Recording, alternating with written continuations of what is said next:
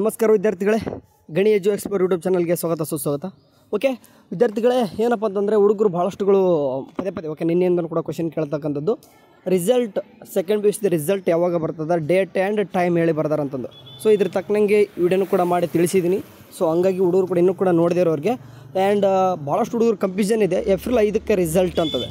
So April 5ಕ್ಕೆ result almost ಎಲ್ಲ ಕೂಡ ಕನ್ಫರ್ಮ್ ಅಂತ ಹೇಳ್ತಿದ್ದಾರೆ. ಇದು ನಿಜಾನ ಬರ್ದಾರಂತಂದು.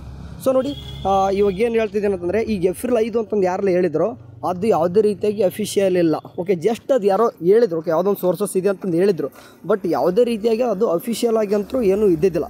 ಸೊ ಇವಾಗ ಮತ್ತೆ ಅಫಿಷಿಯಲ್ ಆಗಿ ಬಂದಂತಕ್ಕ ನ್ಯೂಸ್ ಏನು ಬರ್ದಾರಂಗೆ ಅಂತ ಕೇಳೋದಂತಂದರೆ, ಸೊ ನೋಡಿ ಇವಾಗ ಏನು ಹೇಳೋದಕ್ಕೆ ಬರ್ತಿದ್ದೀನಿ, ಯಾವಾಗ ಡೇಟು ಕರೆಕ್ಟಾಗಿ ಕೇಳಿಸ್ಕೊಡಿ. ನಿಮಗೆ ವರ್ಷನೂ ಕೂಡ ನಿಮಗೆ second P U C result ಯಾವಾಗ ಬರ್ತಂದರೆ, ಸೊ ನಮಗೆ ಗೊತ್ತಿರುವಾಗ ಏಪ್ರಿಲ್ 10 ಆ್ಯಂಡ್ 8 ಅಂತಂದರೆ ಸೆಕೆಂಡ್ ವೀಕ್, ಏಪ್ರಿಲ್ ಸೆಕೆಂಡ್ ವೀಕ್ನಾಗ ರಿಸಲ್ಟ್ ಆಲ್ಮೋಸ್ಟ್ ಏನು ಮಾಡ್ತಾರೆ ಅಂತಂದರೆ ಅನೌನ್ಸ್ಮೆಂಟ್ ಮಾಡ್ತಾಯಿದ್ರು.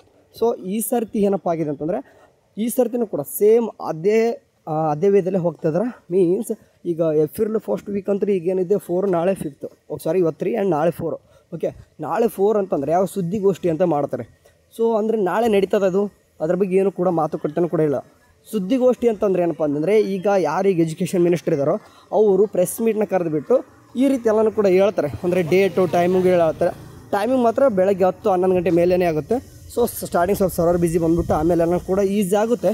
ಬಟ್ ನಮಗೆ ನಾಳೆ ಸುದ್ದಿಗೋಷ್ಠಿ ಆಗೋಲ್ಲ. ನಾಡ್ದು ಕೂಡ 5ನೇ ತಾರೀಕು ರಿಸಲ್ಟ್ 99% ಬರೋಲ್ಲ. ಓಕೆ, ಇನ್ನೊಮ್ಮೆ ಹೇಳ್ತಿದ್ದೀನಿ ಕೇಳಿ, ಏಪ್ರಿಲ್ 5ನೇ ತಾರೀಕು ರಿಸಲ್ಟ್ ಬರೋಲ್ಲ.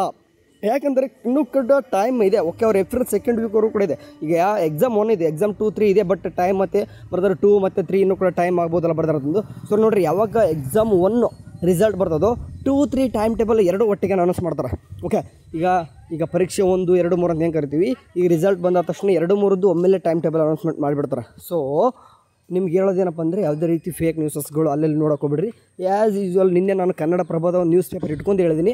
ಅವರು ಹೇಳಿದರೆ as usual same time second week April ಆಗೋ ಸಾಧ್ಯತೆ ಜಾಸ್ತಿ ಇದೆ ಅನ್ನೋದು. ಅಫಿಷಿಯಲ್ ಆಗಿ ಯಾವುದೇ ರೀತಿಯಾಗಿ ಎಲ್ಲೂ ಕೂಡ ಬಂದಿಲ್ಲ ನೋಟಿಫಿಕೇಷನ್.